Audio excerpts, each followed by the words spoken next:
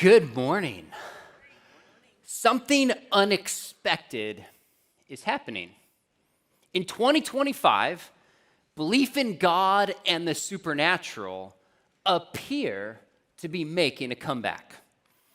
Now, if this were true, why would this be unexpected? Let me take you back to the middle of the 20th century.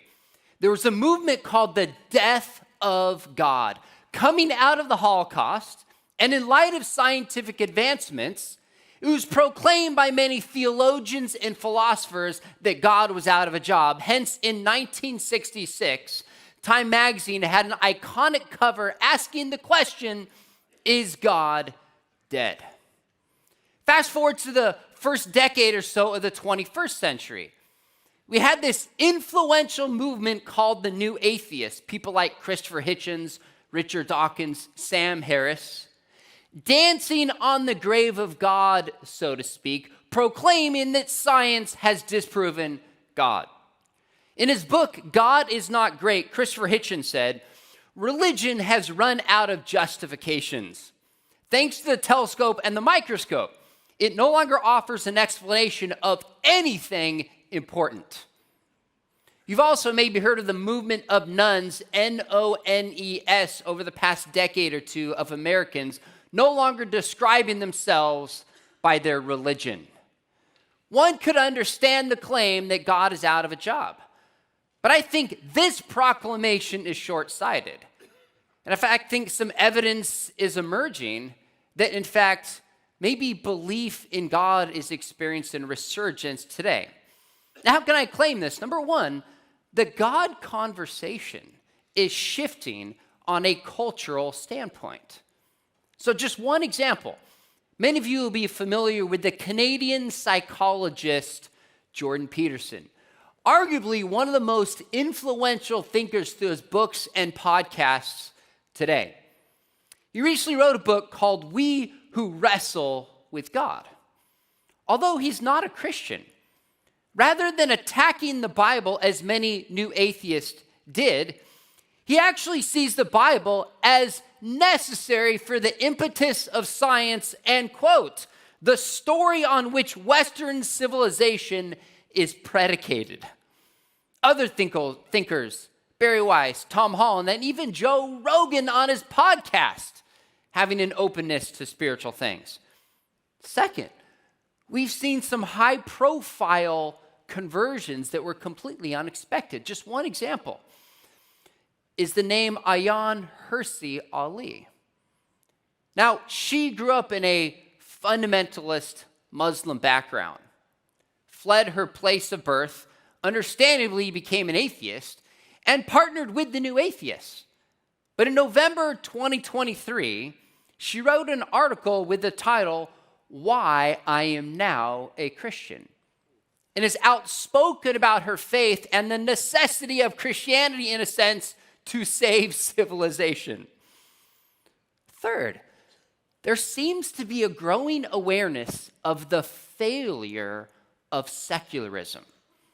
So 2 books that have just come out, in fact, one is not yet to be released until February. One is by the Catholic writer Ross Douthat. He's a columnist for the New York Times, and he joined the New York Times maybe 15, 20 years ago during the height of the New Atheists. And he said, since that time, in his audience that is primarily not familiar with Christianity, there's a renewed openness and interest in spiritual things. Another example is the Orthodox writer, Rod Dreher, who's a New York Times best-selling author. He had a book just come out called Living in Wonder. And he talks about how the explosion of interest in UFOs and psychedelics actually points towards a deeper spiritual void that secularism cannot meet. Fourth, do you know Bible sales were up 22% roughly in 2024? Isn't that interesting? Now, why? Maybe, just maybe, there's a renewed spiritual interest and openness, you might say, Aslan, is on the move. Now, my point is not that we're undergoing a revival. I think that would be premature. But the proclamation that God is dead and the supernatural is out could not be more mistaken. We are starting a series right now, and the title is Life's Big Questions. We're starting with perhaps the biggest question: does God exist? Is God real? Now we're going to look at 7 lines of evidence that God is back.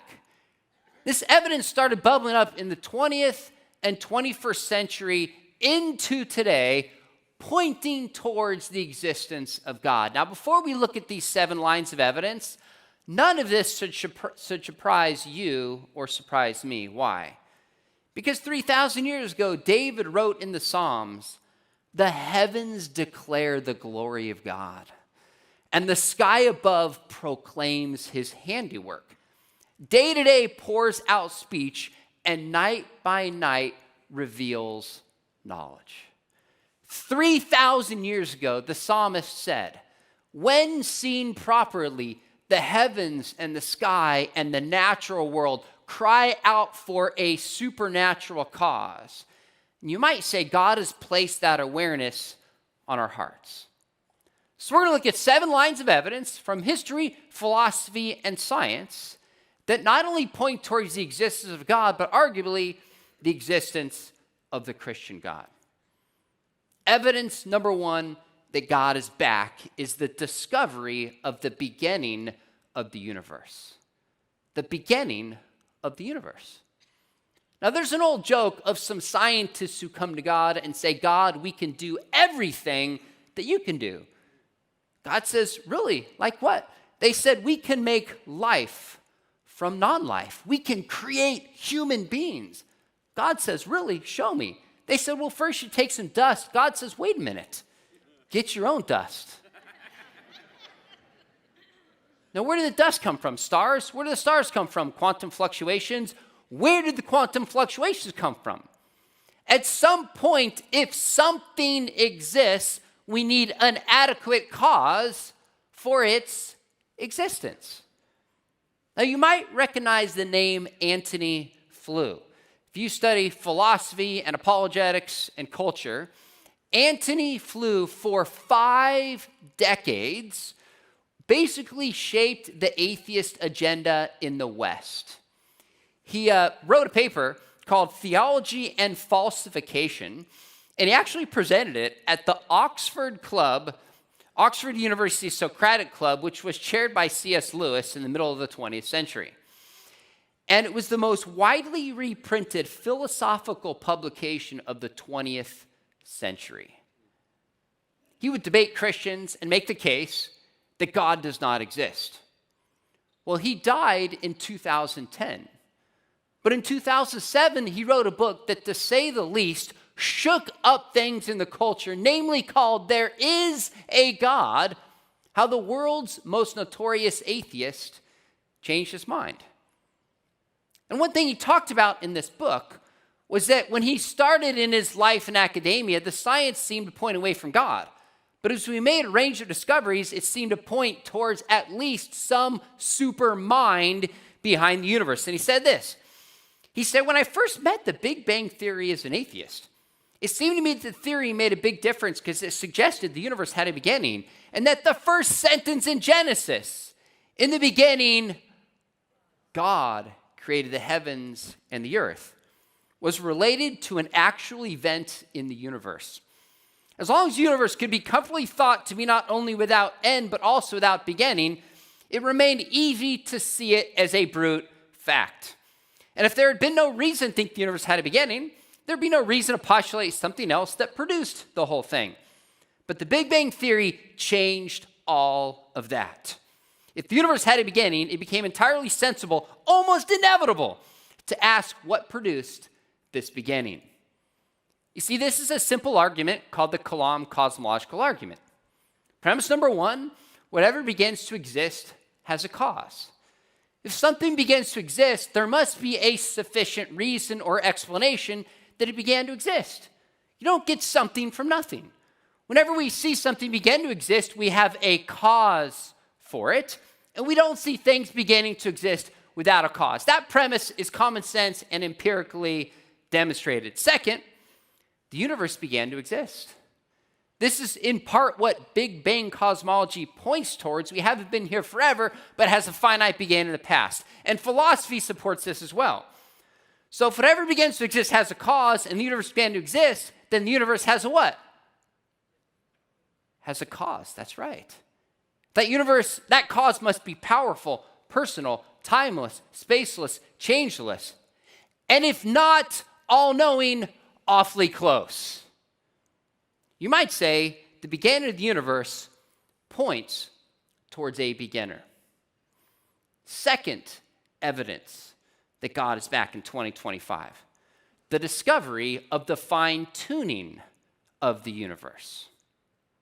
Now, what do we mean by the fine-tune? I would imagine you come visit me and hang out with me in southern Orange County, live in a town called San Juan Capistrano. I'm pretty sure all of you at some point have been to the Mission or where the train station is at. And we go walking in some of the hills that are undeveloped back near where we live. And we come across an abandoned cabin that looks like this. You think, how interesting. Let's go explore this cabin. As you walk up, you notice something strange. You hear the sound of your favorite song, Beat It by Michael Jackson. You avoid the obvious hint and decide, let's explore anyways.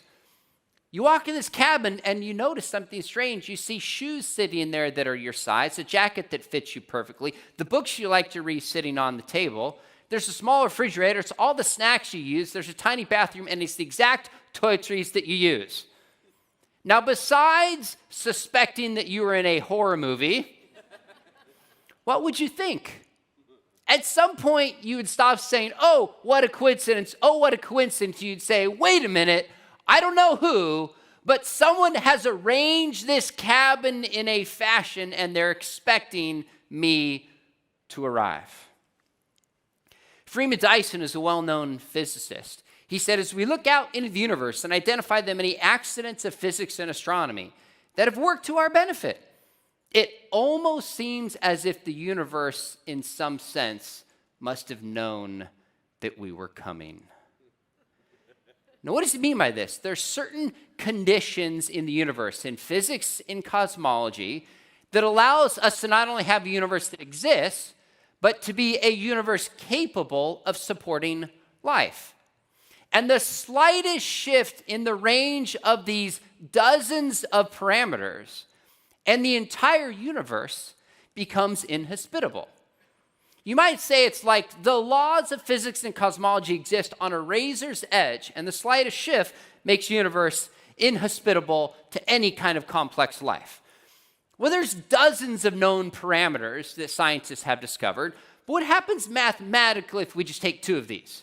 So if we take gravity, which has to be fine-tuned 1 times 10 to the 40th power, and the cosmological constant that has to be fine-tuned 1 times 10 to the 53rd power, what are the odds that we have just these two set where they need to be to have a universe capable of supporting life out of dozens that each need to be set in a particular range? What are the odds? Well, 1 part in 100 million, trillion, trillion, trillion, trillion, trillion, trillion. In case you didn't notice, that's a pretty big number. But if you can't grasp it, just think of our new national debt. Actually, this number is equivalent to 1 atom out of the entire universe. Friends, just like the beginning of the universe points towards a beginner, the fine-tuning of the universe points towards a cosmic fine-tuner. Third piece of evidence that God is back is the origin of life. The origin of life. Now, it's a really interesting question to ask. If there is no God, how do blind processes in nature and chemicals in motion result in life from non-life? How do you get living systems from dead matter? Now, up until a number of decades ago, scientists thought there would be a simple explanation. We thought if you have the right chemicals and the right conditions, life will just pop into existence. But with the discovery of the electron microscope, where we could peer into the cell and discover DNA, we discovered a level of sophistication and complexity that goes beyond anything humans or artificial intelligence can generate today. And that raises an interesting question. If we peer into the depths of the cell, what can adequately explain such sophistication and such complexity? What can account for this? Well, to give you some context, a typical human body, and I'm like 155.9, so I guess I'm about as average as one could find. In my body, on estimate, there would be 30 trillion cells. 30 trillion cells. Now, each DNA in those cells, if you uncoiled it all, and you know DNA looks like a ladder that's kind of twisted. If you uncoiled the DNA in each of those 30 trillion cells, it'd be about 6 feet in length. That means the DNA in your body or my body strung together would go from here to the sun and back about 200 times. Now, what does DNA do? DNA stores information. That's what it does. How much information? According to one estimate, one DNA in your body, one cell in your body, has the equivalent of 8 billion letters, 500 million words, or 8,000 books. There's a reason why Bill Gates, the founder of Microsoft, said DNA is like a computer program, but far, far more advanced than any software we've ever created. Now, there is no known natural explanation of how that could occur. But Stephen Meyer, a philosopher of science trained at Cambridge, he said, whenever we find information and trace it to its source, we find an intelligent mind. If a text is legible, we find a texture. If you read a blog, you trace it back to a blogger. If you read a book, you trace it back to an author. When we look in the cell, what do we find? More sophisticated information than anything humans are close to creating. The best explanation is the information in the cell points to an author of life. Fourth evidence God is back is the origin and nature of consciousness.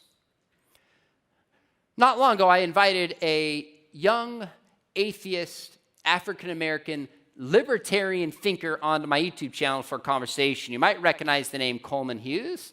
He's since become a commentator. I've seen him on CNN, best-selling author, really a brilliant thinker. We talked about race, talked about culture, and we also talked about God. And I asked him a question I would invite you to ask your non-believing friends. And it's this. I said, is there anything about the universe that gives you pause as an atheist and suggests to you there might be a God? I think that's a great conversation starter. And of two things, one, he said, consciousness. He said, it baffles me how you can get this conscious or self-conscious being through matter alone. Now, a colleague of mine who's actually spoken here, you might recognize, J.P. Moreland, arguably one of the leading philosophers of our day, co-wrote a book recently called The Substance of Consciousness. And he noted that in the 19th and into the 20th century, the idea of substance dualism, in other words, that humans are body and soul, was not only considered false, but it was ridiculed. It was ridiculed. But then he notes in this book, published in a leading academic press, he said, fast forward to the late 20th and early 21st centuries, things are changing. We're witnessing a resurgence of substance dualism, and it is undergoing an unforeseen revival. Do you realize how troubling a question this is? How do you get consciousness from dead matter? So think about pain. What is pain? You can't explain pain through physical terms alone. It has an experiential level that goes beyond matter. How about sensations? How about thoughts? You say, well, thoughts don't exist. You just gave a thought, namely that thoughts don't exist, which proves you think thoughts exist. But you can't explain thoughts and pain and ideas and sensations in purely physical terminology. There's something that goes beyond the physical. I had a debate on my YouTube channel maybe 6 or 8 weeks ago with one of the leading skeptics in the world. Maybe you recognize the name Michael Shermer, best-selling author, really brilliant thinker, fun to engage with. We talked about morality, we talked about consciousness. And I said, you believe in free will. How do you get free will? And how do you get consciousness in an atheist universe?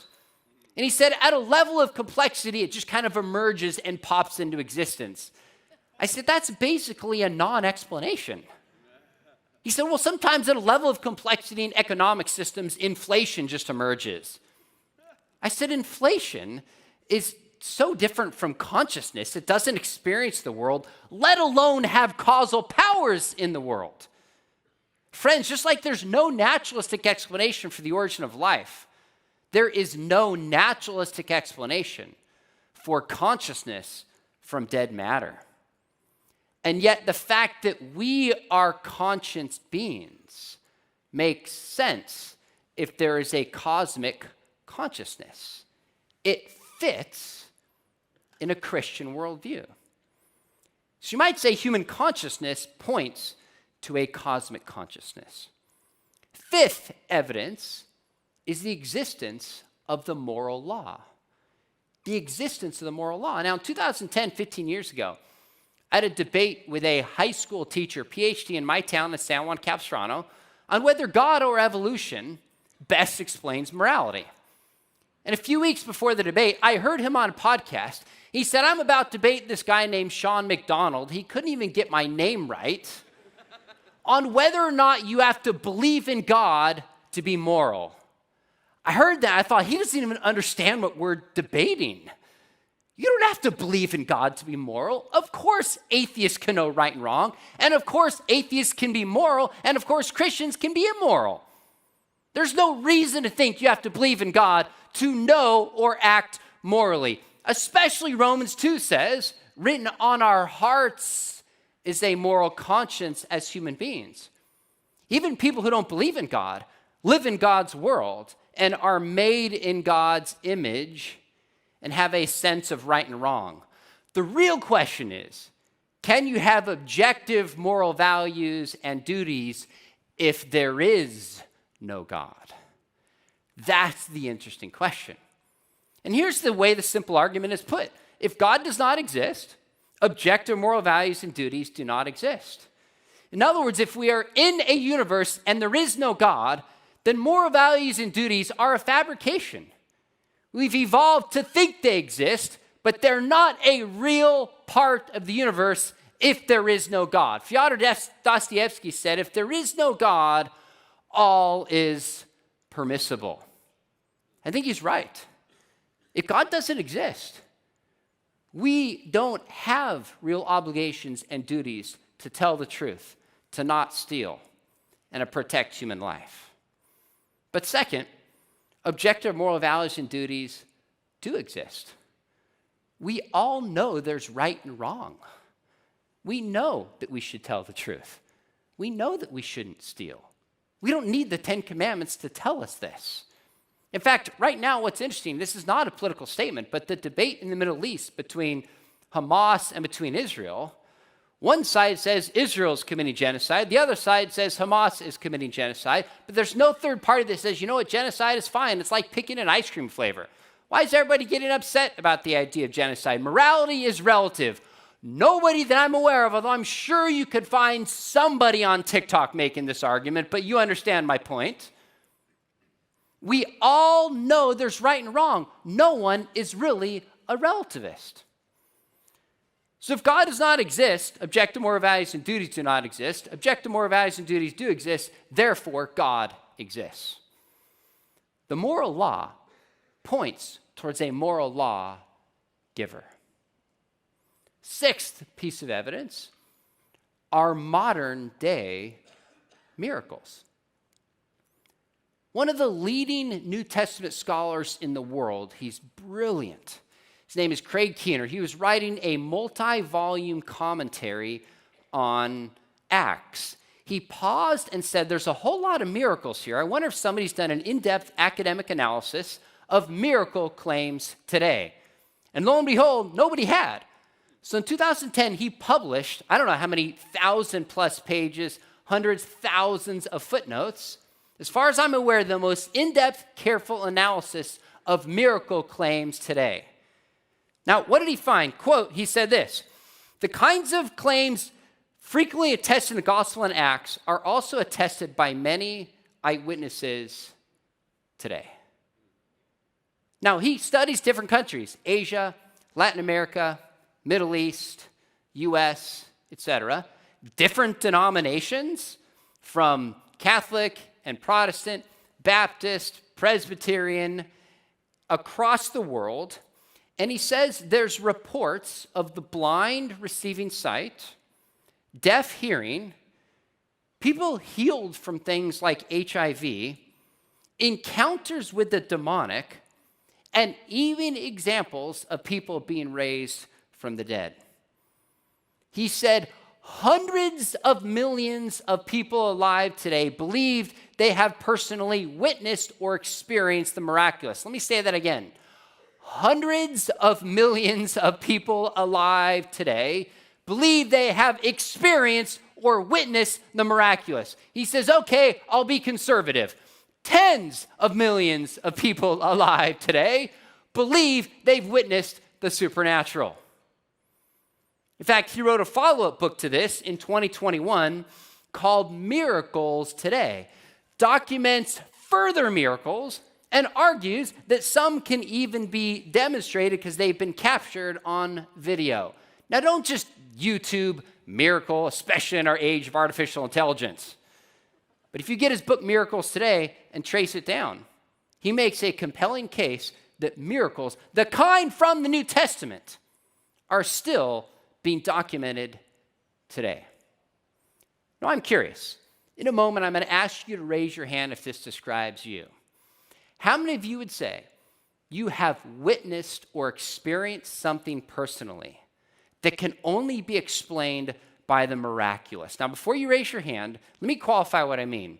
What I don't mean is we've recently come out of the Christmas season is, God, I need a gift for my mother-in-law. I'm going to the mall. Please, supernaturally, give me a parking space. No, I think God can answer that prayer, and he cares about the small things in our lives, but hopefully all of us can understand why a skeptic would not be convinced by such a miracle claim. I mean something that cannot be chalked up to coincidence, but you have experienced or witnessed something that can only be explained as a miracle. If that's you, let me see your hands. Put them high. Now keep your hands up. Look around. All around the world, I've done this. And this is roughly about what I see. Roughly 50% of hands will go up. You can put your hands down. If we had time, I'd love to take a mic around and hear your stories. But friends, the point is, we live in an era in which miracles are being documented, arguably like the New Testament. Miracles today point to a supreme miracle worker.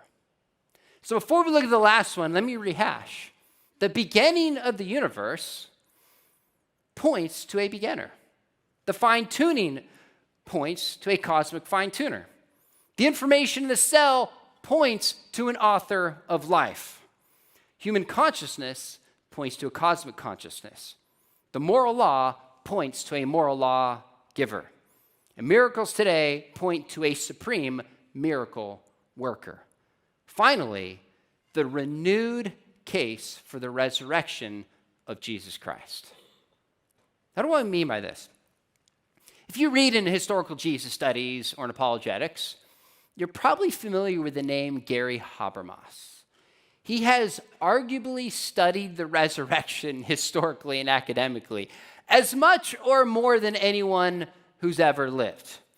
Now, he grew up in a Christian home, and he had a lot of questions and doubts about the resurrection. So as a high schooler, he would keep boxes of these note cards, and he would put the arguments for the resurrection and then objection, and he'd respond to it. And he filed these away, and then his senior year in high school, he had a paper he had to write, I can't remember, 10 or 20 pages, and he did as a high school student investigating the resurrection. come to the conclusion it was true. But then he went through a period of extended doubt, deep doubt, where he explored Buddhism, considered giving up his faith, decided to study the resurrection academically at the doctoral level. So he went to Michigan State University, and in 1976, defended and graduated with his thesis with the title, The Resurrection of Jesus, a Rational Inquiry. Now, it's one thing to write on the resurrection of Jesus at a Christian seminary. It's another thing at a public secular university with the reputation of Michigan State when you have those on your doctoral committee who have to sign off when you're making a case for the resurrection. And he passed, and has since published at least a couple dozen books on the resurrection. He's in the process right now of publishing a 4-volume historical defense of the resurrection of Jesus. As we speak, 2 volumes are out. The third one is coming out in a few months. The first volume is over 1,000 pages and weighs more than 5 pounds. Now, what's interesting is he began studying the resurrection over 50 years ago, and he's analyzed 4,500 academic resources since 1975. And what he did is he chronicles where different scholars land on certain issues. And by the way, most scholars are not conservative. Most, even in historical Jesus studies, would be what we would describe on the left. And he says there's certain minimal facts that, number one, are strongly supported by the evidence, and number two, the vast majority of scholars agree with them. So things like Jesus' death by crucifixion, that the disciples report experiences with Jesus they believed were actually appearances of the risen Jesus. Third, Saul, who was persecuting Christians, had an experience he believed was of the risen Jesus, and it changed his worldview. Fourth, although supported by slightly less number, still a significant majority, the tomb of Jesus was found empty shortly after his death. So there's certain facts that scholars agree on happened. So logically, any explanation has to account for all those facts. He says the problem is there's only one explanation that accounts for all these facts, and namely, it's that Jesus actually has risen from the dead. You say, well, what about hallucinations? Well, the problem is hallucinations can't account for the empty tomb. Maybe the appearances of Jesus, but if it was a hallucination, the body would have still been in the tomb. Not to mention, there's scant evidence for group hallucinations that change one's worldview. Now, we've looked at briefly 7 pieces of evidence that God is back in 2025. I know some of you are thinking, wait a minute, you spent 3 minutes on each of these. People are still debating them, and you're right. They're debating these online. They're debating them in academia. And I haven't addressed arguably the one piece of evidence that's often given against Christianity, namely the suffering and evil and pain in the world. But I think these 7 pieces, and by the way, there's many more than this.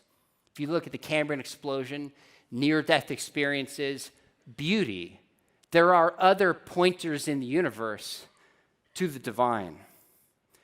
But I think the cumulative case that God is back is compelling. Belief in the supernatural is not going anywhere. For those with eyes to see and ears to hear, God has made himself known. From the beginning and fine-tuning of the universe, to the origin of life and consciousness, to the existence of the moral law, from modern-day miracles to the historical evidence that Jesus died and was buried and rose on the 3rd day, one thing is clear.